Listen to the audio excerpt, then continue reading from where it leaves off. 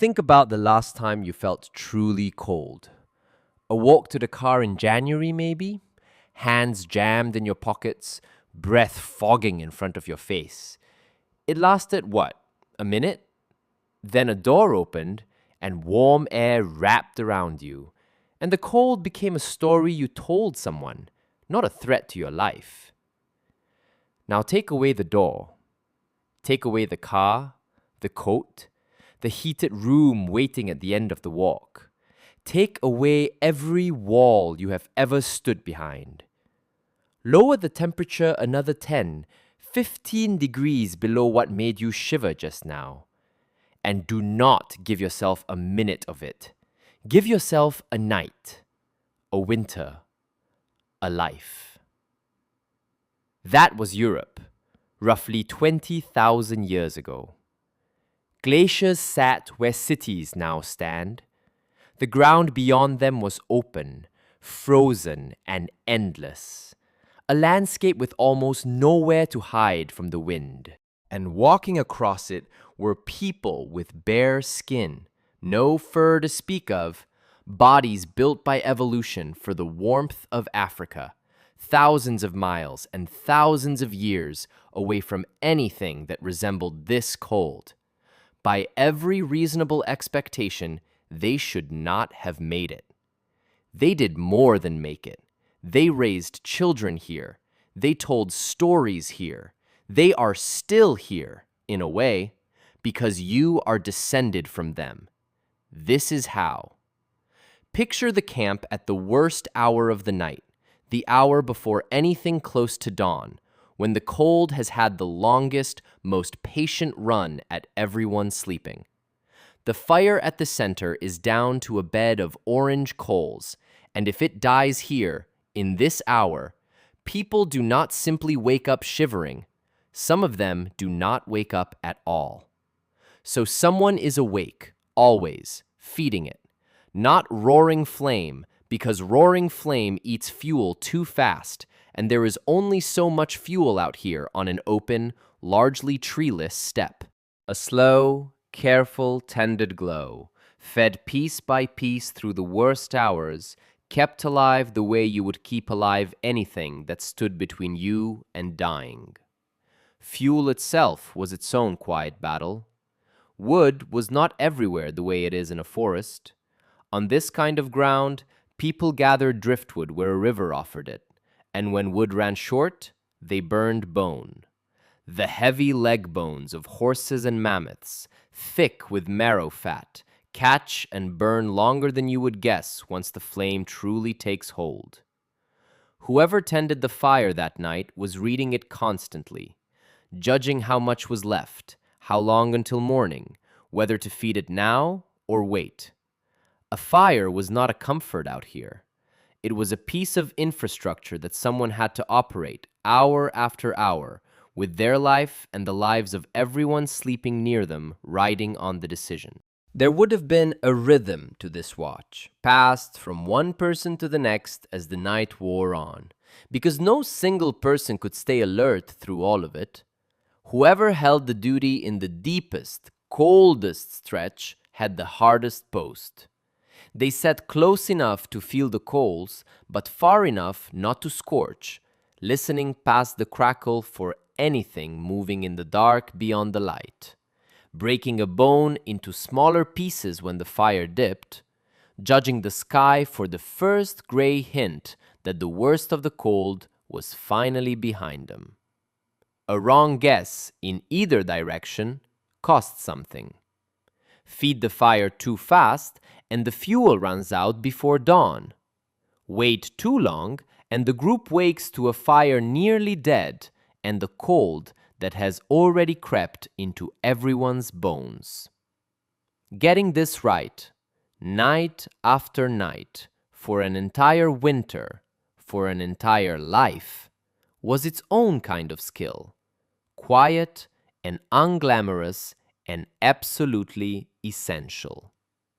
Even a well-tended fire only reaches so far. Step a few feet back from the coals and the warmth thins out fast. stolen by the same wind that never really stops moving across open ground like this. Fire alone was never going to be enough. It needed something to hold the warmth in, a wall between the flame and the wind that took it. In 1965, a farmer in the village of Mezerich in what is now central Ukraine was digging out space for a cellar when his shovel struck something that was not stone. Bone. Then more bone.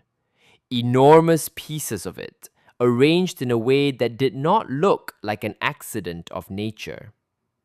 What archaeologists eventually uncovered, working carefully through the layers above it, was a wall, built in a circle roughly 6 meters across, made almost entirely from the skulls, jawbones, and curved tusks of woolly mammoths.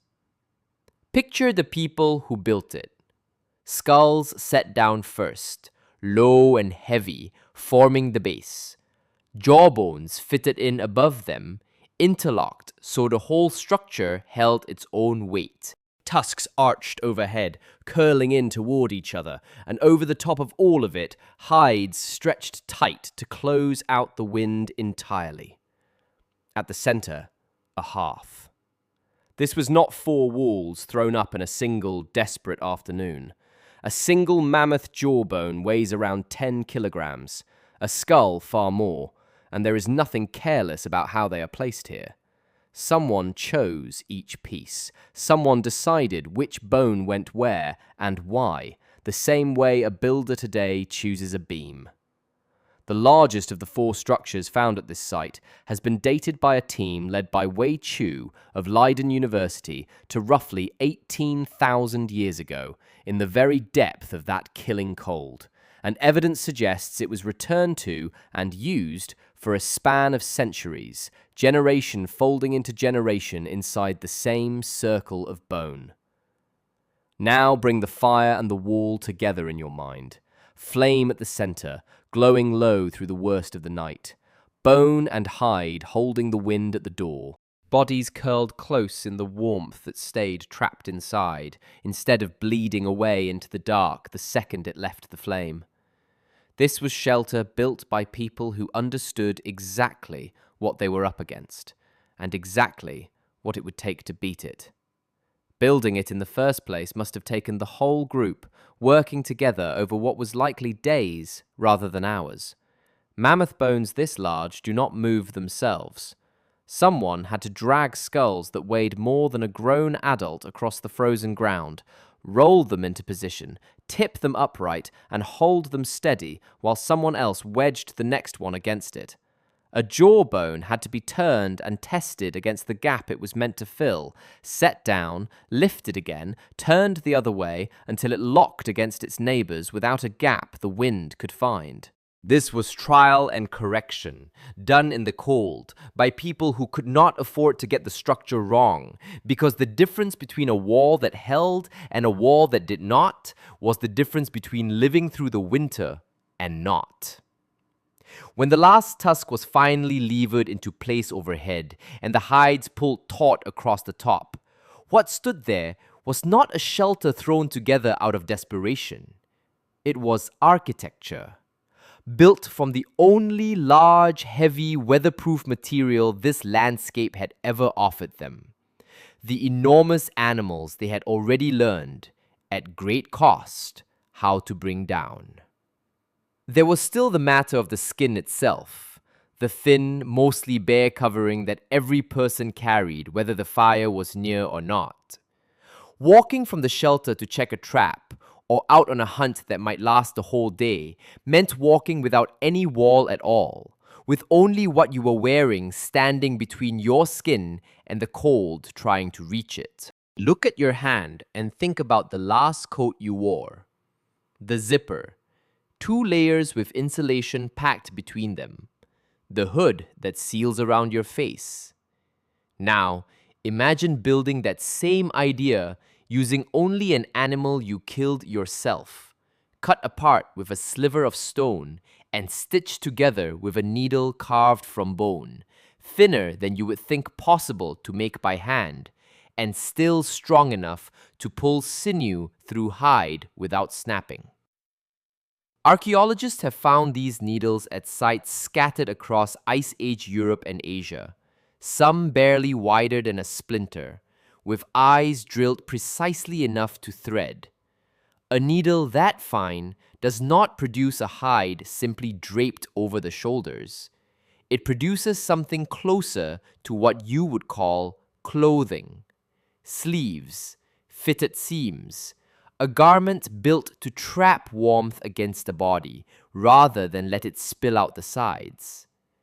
Picture the making of it, because it was not quick work. Someone scraping a hide clean by firelight, working the stiffness out of it with hours of patient effort until it moved like cloth instead of leather.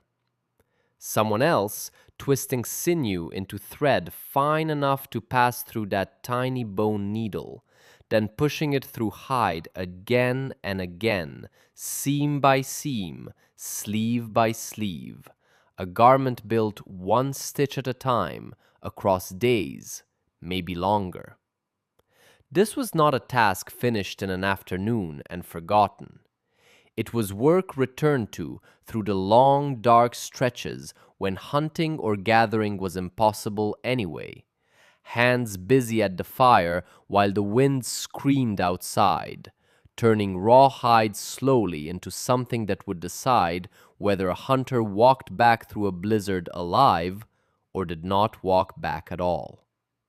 Without stitched clothing like this, no one walks out onto that steppe for more than a few minutes and comes back the same. The needle, small and easy to overlook, was doing survival work every bit as serious as the fire. And here is something almost nobody in that camp could have known, though every single one of them was living inside it. Their own bodies were fighting this cold from the inside, in a way that had nothing to do with fire or bone or stitched hide at all. Watch a mother in that camp on the coldest night of the year, pulling her newborn in tight against her own skin, wrapping hide around them both. She does this because it is warm, because it feels right, because every instinct she has tells her the baby needs to be held close to survive the night. What she cannot see, and had no way of ever knowing, is that the infant pressed against her is doing something extraordinary on its own. Tucked around the baby's tiny shoulders and along its upper back is a kind of tissue built for exactly one purpose.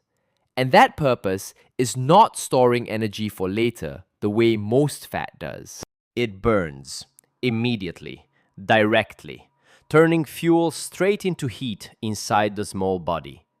An internal furnace running quietly beneath the skin with no fire and no fuel gathered by hand.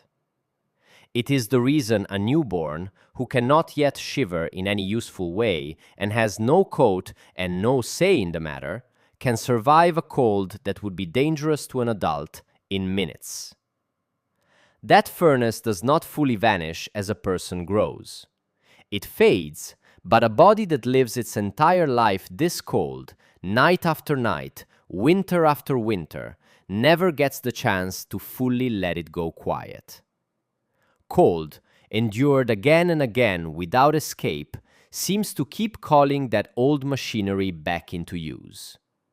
The Ice Age body was not just wrapped in fire and bone and stitched hide from the outside. Somewhere under the skin, it was still quietly burning from within, an inheritance from infancy that the world never let go fully to sleep. Nobody in that circle of mammoth bone understood any of this in the way you understand it now. They did not know what was happening inside a baby's shoulders, or their own. They only knew what it felt like, held close by the fire, wrapped in hide that fit like it was made for exactly this. Warmth rising from somewhere they could not name and would never think to ask about. It was simply what a body did, the same way breathing was what a body did. They trusted it the way you trust your own heartbeat, without ever once needing to explain it. Go back one more time to that night at Measuridge. The coals glowing low, the wind failing against the wall built from the bones of the largest animals any of them had ever faced down. A mother, a child pressed to her chest, both of them warmer than the raw cold outside had any right to allow. Every piece of it working together, the tended fire, the chosen bones, the needle-fine stitches, and something unseen and unnamed still burning quietly under the skin. That inheritance did not end when the ice did. It is still folded into you, right now, dormant most days, in a warm and easy world that rarely asks anything of it. It is the reason a shock of cold water on bare skin, an ice bath, a cold shower held a beat too long, can leave you feeling strangely alert and alive rather than only miserable. You are not discovering something new when that happens. You are briefly waking something extremely old. The fire went out on that steppe a very long time ago. The furnace it left behind in you never quite did.